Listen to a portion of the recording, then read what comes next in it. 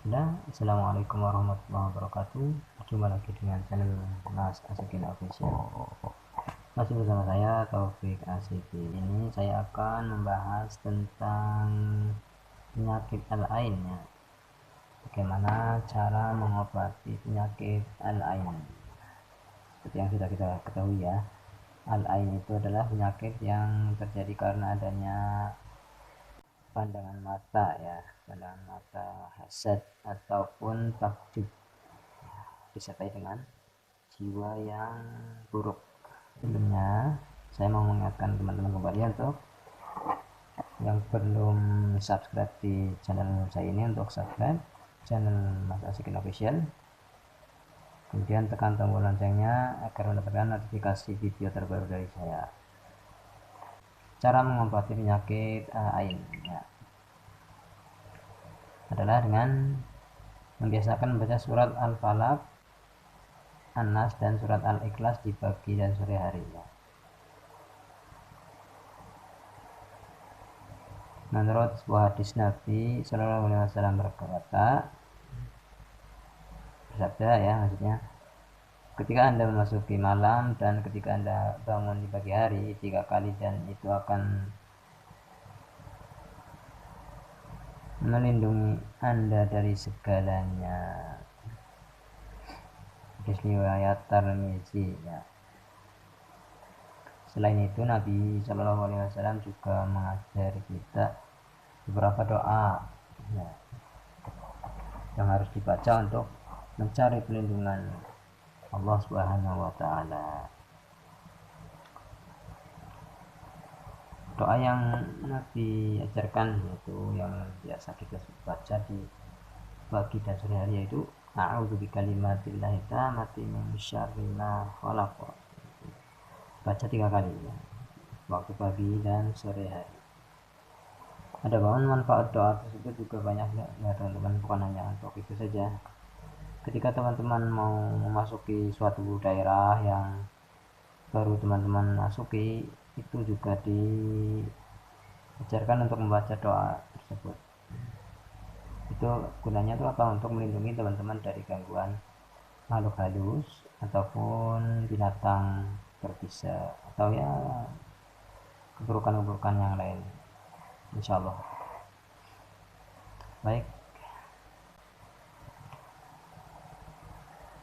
untuk mengobati al-ain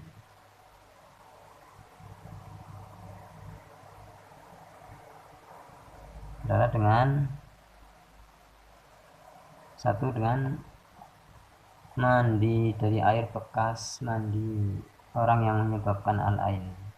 Misalnya jika yang terkena al-ain itu anaknya misalnya, itu biasanya kedua orang tuanya atau semua isi rumah itu misalnya mandi terus kemudian airnya itu bisa digunakan untuk mandi si orang yang terkena al-ain tersebut. Untuk mengetahui ciri-ciri al-ain itu, penyakit al-ain itu gimana, teman-teman bisa lihat di video saya sebelumnya ya.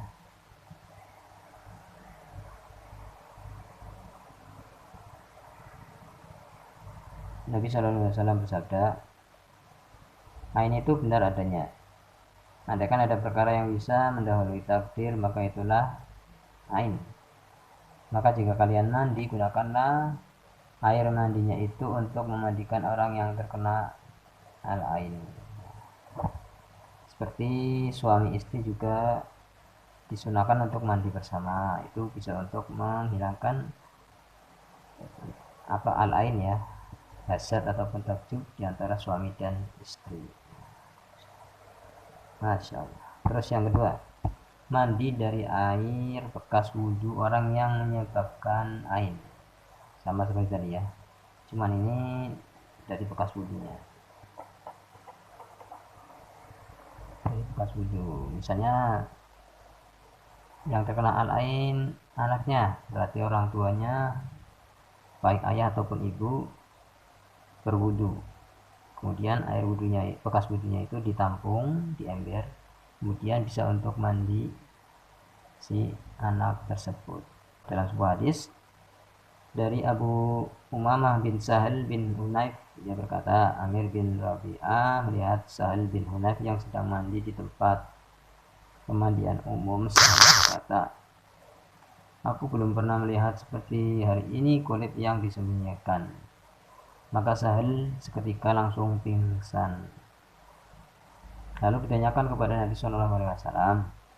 Lantas dikatakan kepada beliau, wahai Rasulullah, mengapa Sahal begini? Demi Allah, ia tidak mengangkat kepalanya dan tidak pula siuman.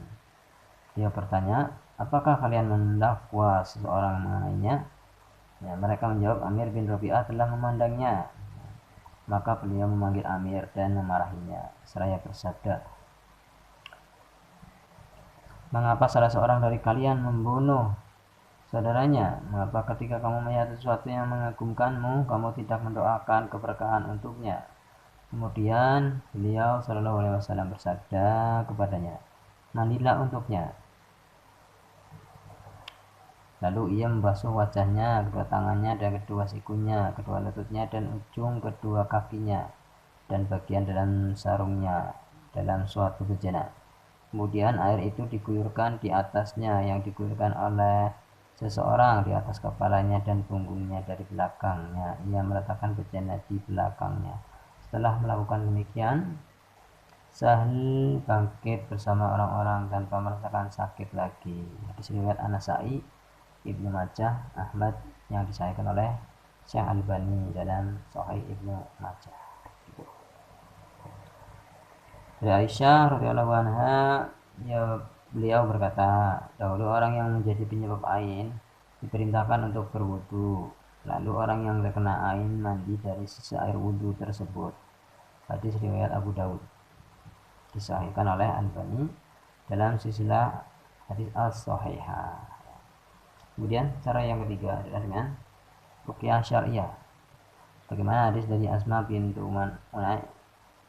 Umais radhiyallahu anha, ia berkata, wahai Rasulullah, Bani Ja'far terkena penyakit ain, apakah kami minta mereka diruqyah? Nabi menjawab, ya boleh, dan andaikan ada yang bisa mendahului takdir, itulah al-ain. Hadis riwayat Tirmizi, Ibnu Majah, yang disahihkan oleh Syekh Albani dalam Ibnu Majah. Kalau begitu, sekian dulu dari saya.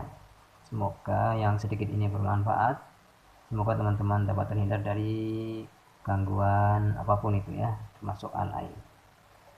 Baik, jangan lupa like, komen, dan subscribe channel ini ya. Kemudian share kepada teman-teman yang lain agar bisa mendapatkan manfaat dari video ini. Terima kasih. Tutup dengan baca doa kafaratul majlis. Subhanaka Allahumma wa bihamdika, asyhadu an la ilaha illa anta, astaghfiruka wa atubu ilaik. Wassalamualaikum warahmatullahi wabarakatuh. Oke.